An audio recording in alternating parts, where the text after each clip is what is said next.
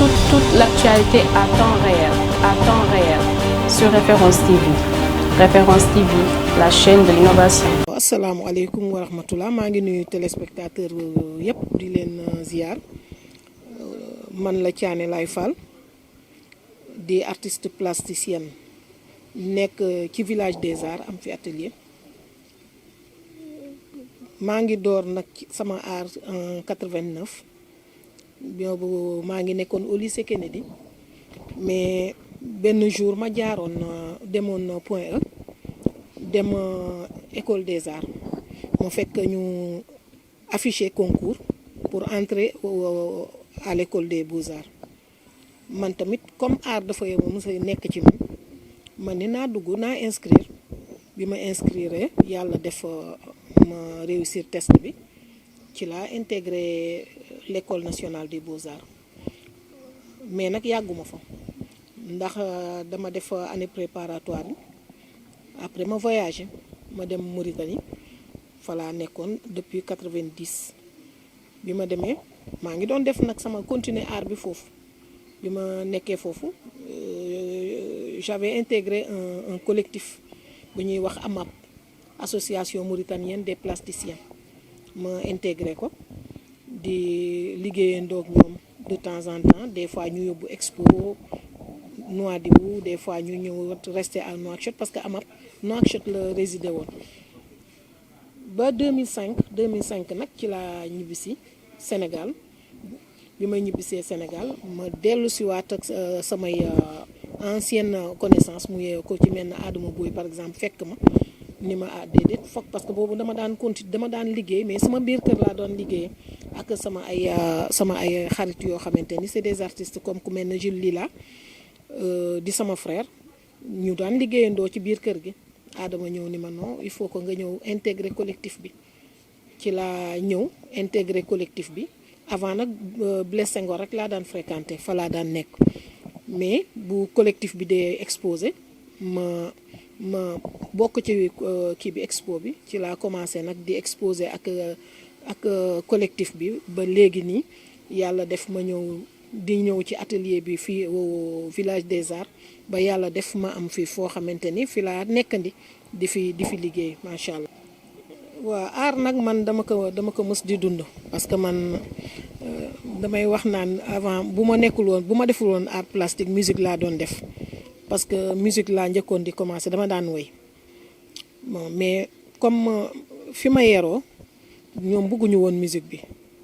bu ma daan woy daf leen daan déranger man tamit ma orienté wu ci leneen bien que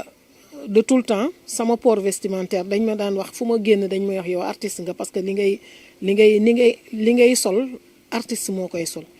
mais may fréquenter ay ñoo xamante ni gis naa ni ci art lañ doon dox mais nag c'était divers parce que c'était plutôt tiré sur la musique mais après mën naa ni déclic bi sax bi ma duggee école des arts la parce que bi ma fay dem xaw ma sax lu ma fa yóbbu dama dem rek noonu bi ma gisee concours bi ma ni non naa tenté bi ma tenté bi ma duggee gis naa ni lii nekkoon na ci man di nelaw kon vraiment heureusement que ma réussir test boobu daal di orienté wu ci loolu waaw yàgguma fa année préparatoire laa fa def année bi ci topp dama dem Mauritanie dama voyagé bi may dem nag xaw ma woon ni dinaa fa yàgg waaw je suis partie pour une semaine et je suis restée 15 ans là-bas kon xam nga donc bi ma fay dem xalaatuma woon ni dama fay yàgg mais bi ma yeggee famille bi laa fa am ñu téye ma fa ma toog ba yàlla def fa ma marié fa toog fa fondé fa sama famille donc gën fa ngiroo mais nag teewul maa ngi intégré woon benn collectif comme nekk na loo xamante ne mi ngi ci man te bëgg naa ko ma ka fay liggéey. waaw Mauritanie exposé nañ fa surtout liggéey nañ fa en collectif di fa liggéey en collectif expo bi ñu mujjee def mairie bu Nouadhibou moo ko organisé woon ma ànd ak sama présidente association Fatoumata Minte Eli maa ngi koy nuyu au passage di sama xarit ma ànd ak moom ñun ñoo yóbbu woon expo bi à Nouadhibou donc mooy expo bi nga xamante ni moom laa mujjee def en Mauritanie. waaw bi ma ñibbisee nag dama ñëw au début dama toogoon ni duma dugg ci dara sama frère bi Gilles ni ma non yow lii sa liggéey la donc day ñëw di ma imposer liggéey bi ci biir kër gi ñuy liggéeyandoo ba mu yàgg sama beneen xarit ñëw du Sagna ni ma non comme dafay liggéey ci papier machine man ak moom dañ ci doon liggéey mu ni ma non jar na sax may ñëw ci kër gi ñu di ko liggéey comme ça parce que xalaatoon na ni damaa tayal xooloon na ni bon man maa ngi def tout pour bàyyi donc ñoom ñu ngi may pousser pour ma continuer ma nekk di liggéeyandoo ak ñoom ba Adama comme moom Adama Boye maa ngi koy remercier moom tam bu baax ndaxte mun naa ni tey su ma toogee ba léegi nii moom bokk na ci li nga xamante ni moom moo ma gën a bës ci biir parce que mënoon naa tëj ñi ci des mais moom mënuma ko woon të parce que day ñëw taxaw ni ma non il faut que nga ñëw parce que même avant nga xam ni ma ñëw il paraît que danaan def de temps en temps day ñëw kër ga di seet ba xam ñibbisi naa wala ñibbisiwu ma ba ni ma ñibbisee mu ni ma non il faut que nga toog il faut que nga ñëw bi ma ko waxee ma ne que non man village dafa sore de du ma dem village de parce que man du ma dëkk place de l'Obélisque fii di dem ba village mu ni ma bon nga dem Blaise Senghor ci laa dem Blaise Senghor nekk fa di nekk ak ñoom maxu ndeysaan Maxtaar Puy maa ngi koy ñaanal yàlla na suuf oyof ci kaw mu nekkoon ku baax tamit may nekk ak ñoom ci collectif bi foofu di ànd ak ñoom di liggéey ak ñoom defe naa ni expo bi ma njëkk a def Baba Ndiaye moo ko def directeur Blaise Senghor woon mu jëloon 4 artistes yu femmes 8 mars la woon mu organiser ñu ko on était 4 c'était sama premier expo au niveau du Sénégal boo xamante ni dama ko defoon ak benn équipe ñu nekk 4 femmes ñu organiser ko mais Baba moo ko njëkk a organiser léegi bi ñu jógee foofu nag ci la continuer nag di exposer ak collectif bi expo bu mu def depuis lors maa ngi ci biir waaw man nag peinture laay def sama peinture nag c'est mix ndax damay def collage jël li ñuy wax naan acrylique laay liggéey acrylique bi danaa ko jël mais damay ciy intégrer collage donc man mix peinture mix laay def mais surtout abstrait laay def. mix mooy nga jël ñaari dara non pas ñaari couleurs yu bokkul mooy ñaari matière par exemple boo dee def bu dee par exemple da ngay def comme par exemple œuvre bi booy seet am na ay éléments yu ma ci intégré am na ay matière comprendre nga du peinture kese su doon peinture kese damay wax naan peinture sur toile lay def ak wala acrylique waaw mais dama ciy intégré ay matière donc loolu moo indi mu nekk mix parce que dafa am ñaari kii yoo xamante ne bokkul ñu boole leen. yii bëri na bëri na parce que des fois danaa defar ba defe ni maa ci nekk ñëw toog xool par exemple kenn ni ma yii ko parce que bon loolu moom dama ciy remercier sax waa village des arts yi surtout mag ñi fi nekk ku ci mel na ñoom Baye Mballo ak ñooñu parce que boo ñëwee di liggéey dañ lay bàyyi xel des fois nga liggéey ba defe ni yaa ci nekk ñu xool daal ni la dinañ la jox ay suggestion yoo xamante ni soo ci toppee da nga koy nangu waaw boo ci toppee da nga ci am lu bëri da ngay am lu bëri waaw des fois bu saa dafay am yoo xamante ni œuvre yoo xamante ni mën nga ñëw liggéey rek nag mu nag ku ñëw daal ni voilà mais am na ci yoo xamante ni moom faw nga sonn ci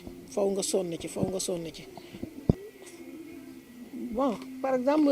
thème bi may faral di liggéey bon thème bi peut-être aussi mouvement yi laay gën di liggéey parce que boo xoolee tout le temps yaa ngi gis mouvement wu nu yëre di demee bu nit di dox nu muy sànneekoo ak yooyu mouvement yi laay gën ki mais surtout nag des fois dinaa liggéey ci taalibe lu bëri taalibe yi parce que en général dinaay defar œuvre yoo xamante ni dafay wane toujours taalibe bu toog di jàng wala yu mel noonu parce que man dama bëgg a jàng dama bëgg ndongo daf ma neex ndax ndongo la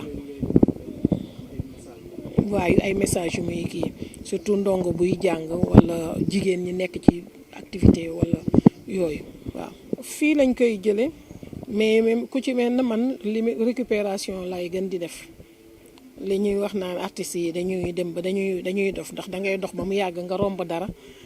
muy traîner nga for après daf lay amal njëriñ parce que dafa am lu muy jeexital ci si li ngay liggéey da nga koy intégrer ci li ngay liggéey ñun bu ñuy dox lépp lu suñu xel yëpp day nekk ci environnement bi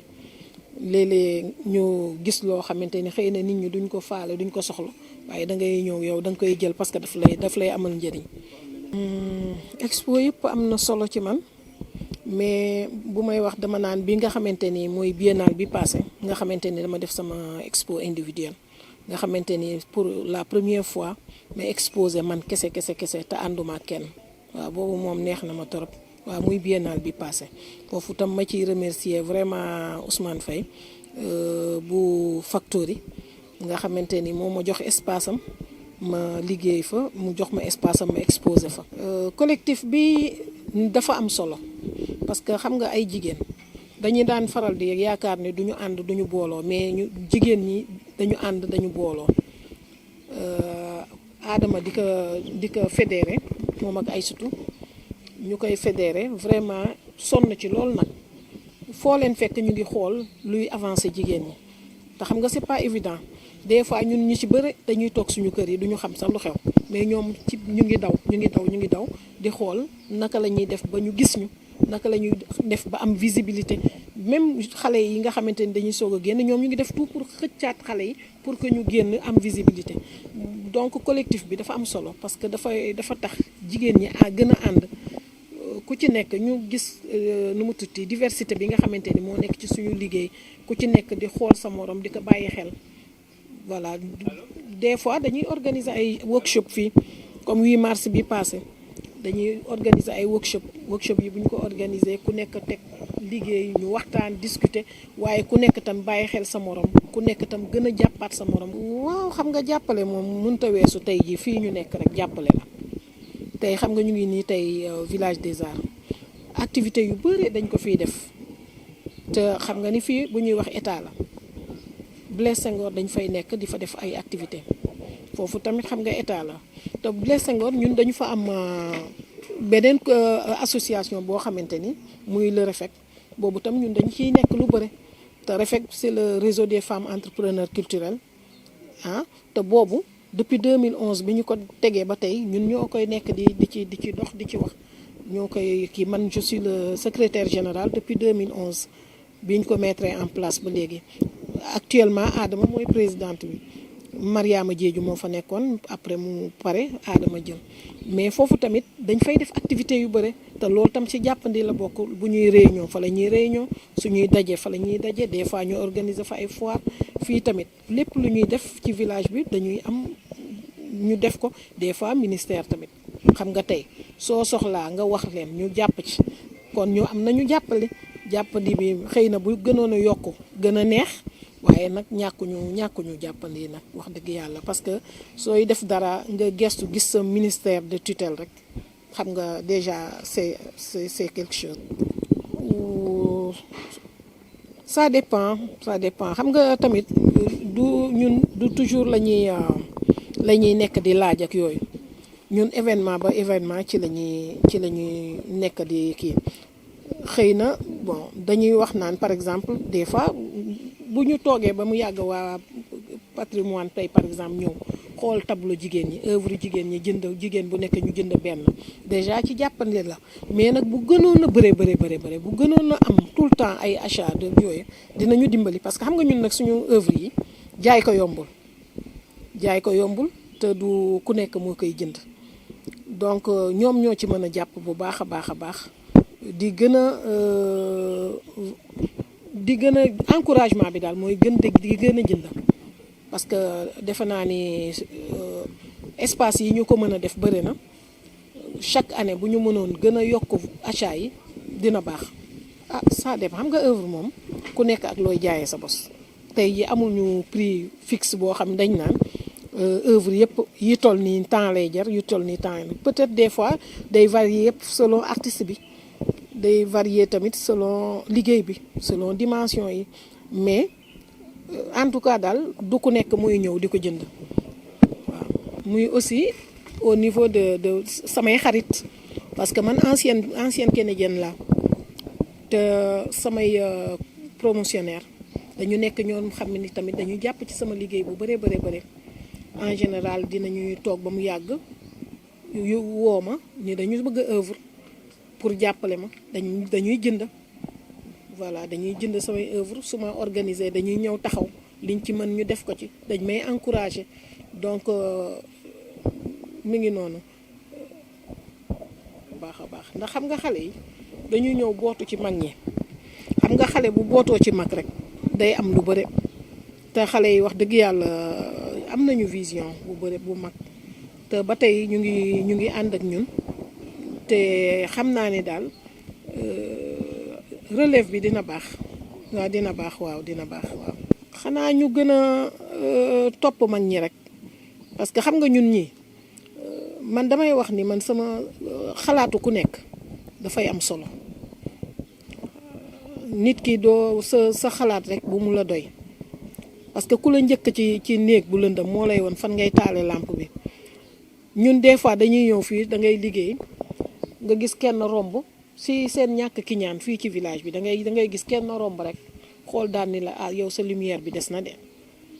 xam nga mooy mi ngi lay jàppale parce que mënoon na la bàyyi noonu mu ni tekk xam nga mais daf lay bàyyi xel mi ngi bëgg nga am ndam ci li ngay liggéey mais da nga koy déglu li mu la wax da nga koy def donc dañuy wax xale yi ñoom tamit ñu topp ci kaw kan ginnaaw mag ñi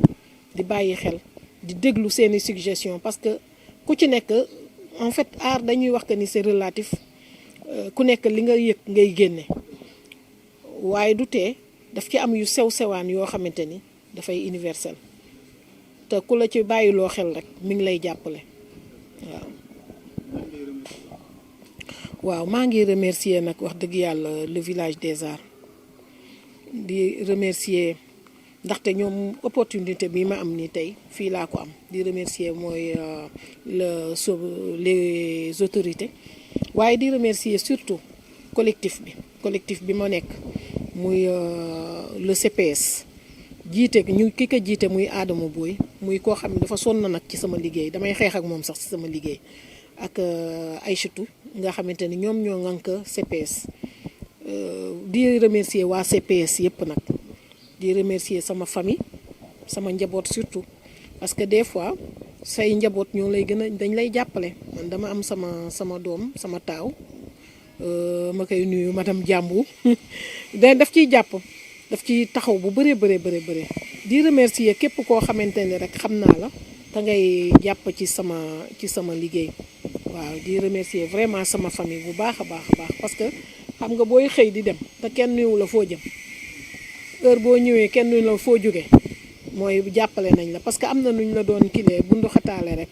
da ngay ba sa liggéey day reflété wu sa liggéey di ñaanal sama wéyjur bu jigéen yàlla bàyyi ko suñu kanam bu bëree bëri yàlla defal ko sutura ndaxte moom tamit damay wax ni ci samay fans la bokk xoola li may def daf koy intéressé bien que mag la mais teewul day bàyyi xel bu baax li may liggéey da ciy jug toog foo toll looy def di ma ci ñaanal donc dama koy ñaanal yàlla defal ko jàmm bàyyi ko suñu kanam bu bëree bëri